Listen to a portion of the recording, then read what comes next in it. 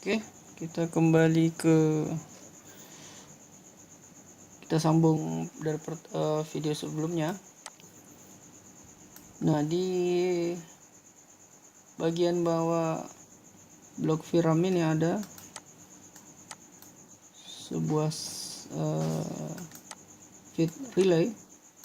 Nah, ini feed relay berubah tegangan 1,5 versus ke tegangan 1,5 V. Jadi ingat, sama-sama bertegangan 1,5 tapi memiliki tahapan yang berbeda. Nah, ini setelah tegangan 1,5 V out dari IC VRAM keluar, maka ada masuk ke feed relay perubah tegangan ini dari 1,5 ke 1,5 V 1,5 versus ke 1,5 V yang di-trigger oleh main D. Nah, jadi kita cari lagi main D. Main D ini asalnya dari mana? Jadi ini sudah masuk ke ranah S3. Nah, ini kita lihat di sini ada keterangan 1,5 versus itu masuk on di tahapan S3. Nah, ini. Jadi di tahapan S5 dia belum ada. Di tahapan S3 dia ada, dan di tahapan S0 dia juga ada. Seperti itu pembacaan skemanya. Nah, kita cari main D ini berasal dari mana. Nah, kita copy saja ini. Kalau tidak bisa di copy, langsung dituliskan saja di sini, diketikkan saja di sini.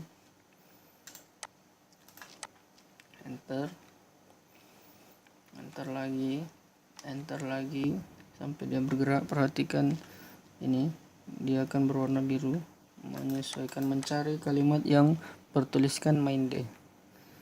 Nah, kita temukan di sini main D. Nah, main D ini memiliki blok lagi sehingga bisa keluar tegangan main D. Nah, seperti perubah tegangan 5 VVCO dan 3 VVCO ke 5 VS5 ini, sistem kerjanya sama. Untuk mengeluarkan tegangan main D ini dari PQ16 dibutuhkan trigger di kaki 2. Nah, kita carilah kaki 2 ini, ujungnya kemana. Ini lihat, ini nyambungnya kemana. Ini. Nah, triggernya di sini. Jadi di-trigger oleh PQ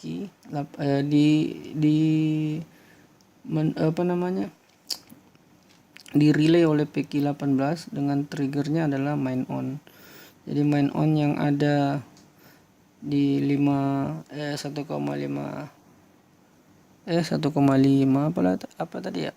Oh ya, di IC RAM yang main on di IC RAM tadi, selain ke IC RAM juga ke PQ18 ini. Jadi ini juga dia main trigger PQ18. Ketika main on ini hadir, maka otomatis untuk memberikan trigger ke kaki ke PQ16 ini, sehingga tegangan plus 15 volt ini bisa melewati PR60 untuk men-trigger 1,5 versus tadi. Nah, itu mana tadi kita cari. Nah, ini datangnya dari blok main tadi, sehingga main keluar, maka 1,5 ini menghasilkan tegangan baru bernama 1,5 versus tadi menghasilkan tegangan baru bernama 1,5 V. Oke, kita sambung ke tegangan berikutnya. Tegangan berikutnya adalah 1,05 V. Nah, ini tegangan 1,05.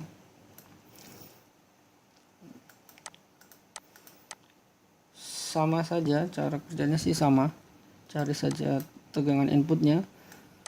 Coba lihat tegangan VIN nya masuk ke mana. Masuk ke PQ41, kemudian masuk PR90 ke kaki 16 TON. Nah, ini ada hambatan sebesar 1 mega Jadi tegangan yang masuk ke kaki 16 ini sudah tidak murni 19 volt, akan terjadi penurunan tegangan. Biasanya kisarannya sampai 17 volt sini. Kemudian kita cari tegangan input lain selain kaki 16 ini. Kita lihat ini 5VS5 masuk ke kaki 13. Tapi perhatikan ini ada bintang. Kemungkinan besar, ini besar sekali. Kemungkinan besar ini barangnya tidak ada. Nih, ini ada bintang. Jika ada dua kemungkinan, PR93 ini tidak ada atau PR93 ini disambung langsung. Jadi tidak menggunakan komponen tapi berupa jalur langsung, jalur langsung ini tanpa komponen. Nah, berarti ada di kaki 16 dengan di boot kaki 13. Terus gimana lagi? 5VS5 ini masuk ke sini juga kaki 9. Ini perhatikan jalurnya yang ada titik ini berarti tersambung. Ini masuk sini melewati PR87 juga masuk ke VDD2 kaki 2 VDD. Oke. Nah, ini ada 3.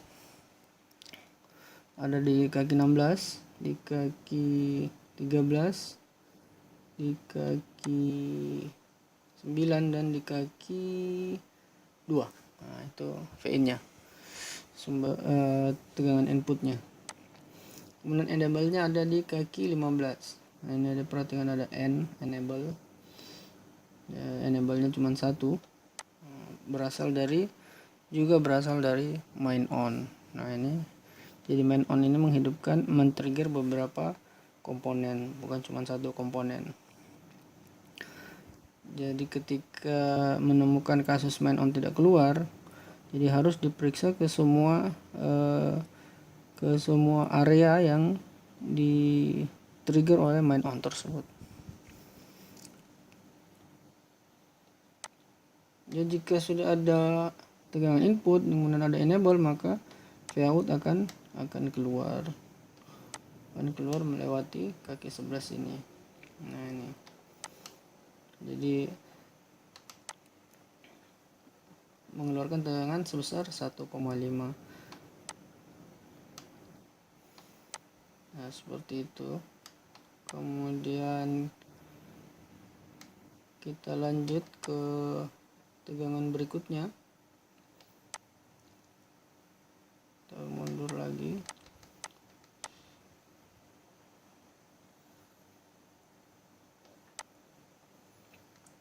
Nah, ini ada tegangan VCCGFX.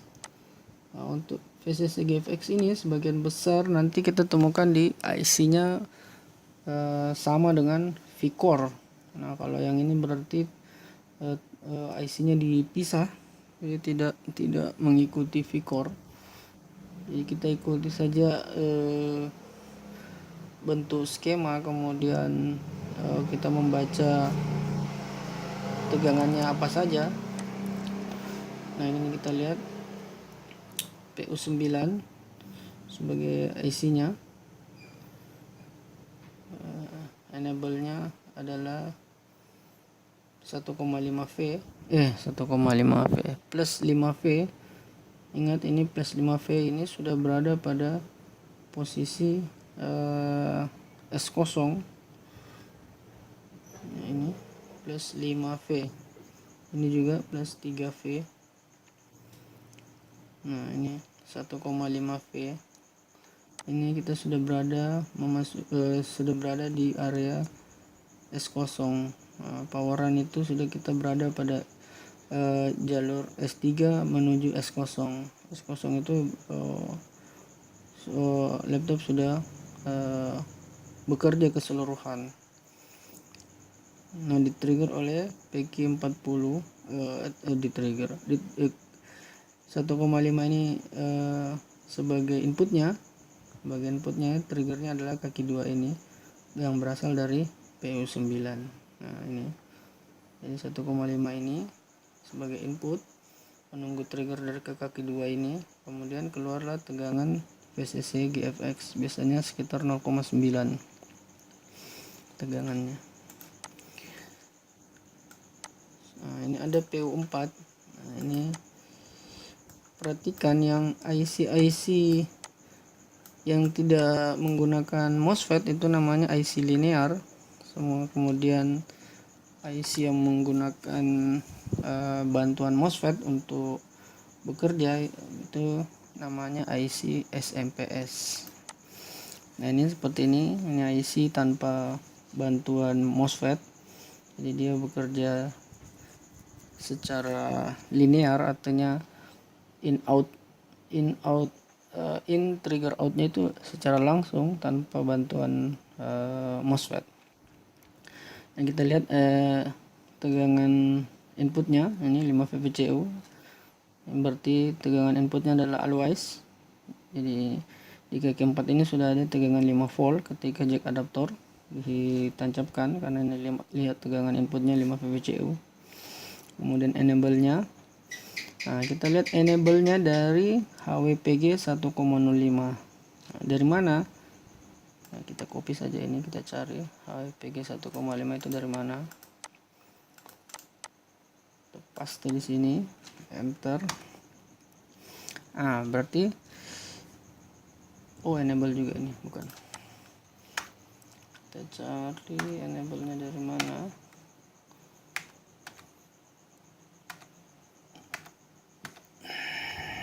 HWPG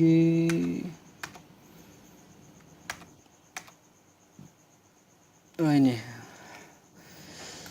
berarti trigger yang 1,05 ini diambil dari tegangan 1 plus 1,05 volt tadi. Nah, jadi IC ini harus bekerja dulu sehingga mengeluarkan tegangan Pgood. Tegangan Pgood ini sebesar 1, bukan. Ini tegangan Pgood 1,05, tapi tegangan yang keluarnya tetap 3 volt. Nah, seperti itu. Jadi tegangan triggernya tadi itu dari Pgood 1,05. Nah ini tegangan tetap 3 volt di sini. Cuman ini hanya memberitahukan bahwa HWPG dari 1,05 volt. Jadi dari IC 1,05 volt.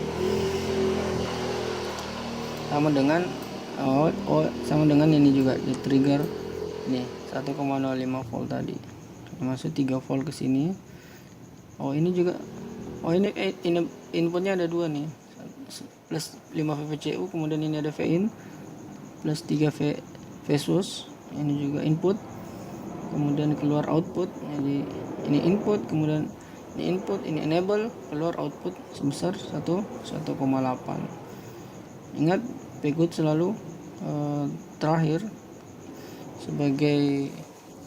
sebagai laporan bahwa IC ini sudah bekerja. Jadi kalau Pgood sudah keluar, artinya yang lain tidak usah diperiksa. Jadi kalau mau melakukan pemeriksaan secara cepat pada IC, langsung saja diperiksa Pgoodnya, karena ketika Pgood sudah keluar, otomatis semua yang ada di sini nih pasti sudah bekerja. Begitu juga IC-IC yang lain. Ya, kalau cara cepat mengukur IC ya langsung saja ukur Pgoodnya. Oke, semua tegangan sudah keluar 1,5, 1,8, termasuk VCC GFX tadi biasanya sekitar 0,9 ini. Yang terakhir adalah tegangan V-core. Nah, ini tegangan V-core. Tegangan kenapa diukur terakhir? Karena dia paling kompleks. Dia membutuhkan banyak asupan daya, asupan signal, atau terjadi hubungan kerjasama dengan chipset. Jadi IC ini memiliki hubungan yang timbal balik antara dia dan chipset. Jadi ketika kita mengukur input sudah ada, enable sudah ada, tapi VCore tidak keluar, nah, kemungkinan besar chipset tidak memberi signal ke IC ini, tidak sama dengan IC-IC lainnya. Jadi kita sistem kerjanya sama. Kita cari inputnya dulu. Yang kita temukan input plus 5V VDD masuk ke 23 dan 31, kemudian plus 5V, kemudian cari lagi. Nah, ini ada juga tegangan input Pin TON melewati 200 kilo, jadi kemungkinan besarnya tidak sama dengan 19 volt. Kemudian plus 3V, kemudian ya itu di trigger oleh, kita cari triggernya dari biasanya sih VR on. Kita cari VR on.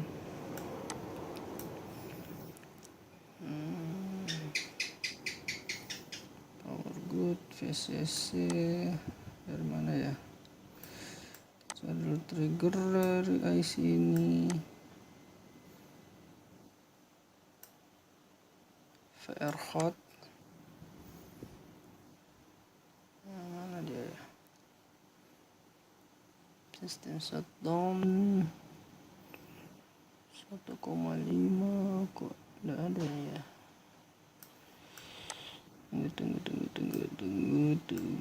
Tunggu. Ini astagfirullah, tidak terbaca dari tadi. Nih Veron. Nah, ini triggernya nih. Veronnya dari mana? Ini dari KBC juga. Ini kita cari. Nah, ini tidak bisa di copy, kita tulis saja langsung Veron.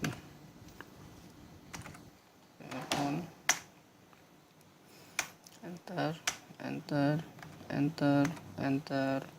Nah, ini Veronnya berasal dari KBC kaki 30. Nah, itu dia. Jadi VR-on-nya atau enable-nya, triggernya itu berasal dari kaki 80 di KBC. Mana dia? Ini dia. Nah, ini. Jadi inputnya sudah masuk, kemudian VR-on-nya juga sudah masuk. Tapi VCore-nya belum keluar. Nah, sebelum kita berasumsi chipset yang masalah, ada baiknya ini kita periksa. Kalau saya sih biasanya langsung ganti walaupun masih bagus, karena beberapa komponen MOSFET ini walaupun hasil pengukuran bagus, biasanya dia sudah tidak biasanya orang biasa bilang failure atau dia sudah tidak bisa bekerja secara normal. Ini kita ganti, ini saya ganti. Kemudian biasanya ini juga kapasitor saya ganti. Ini kapasitor ini biasanya saya tidak ukur, langsung saya ganti saja karena VCore ini berhubungan sama chipset. Nah, kalau semua kemungkinan yang dilakukan ternyata VCore masih belum keluar, maka kemungkinan besar adalah chipset. Nah, ini di sini ada hubungan ke chipset ICH ini chipset ICH deper. Jadi signal dari chipset berarti tidak masuk. Nah, ini seperti itu. Atau biasanya kita lakukan reset. Jadi kita reset IC-nya. Reset itu maksudnya kita angkat IC-nya, kita diamkan sampai dingin, kemudian kita pasang lagi. Nah, itu biasanya sudah normal lagi, sudah bisa lagi bekerja. Nah, itu adalah tahapan pemeriksaan untuk power run. Kita sudah masuk ke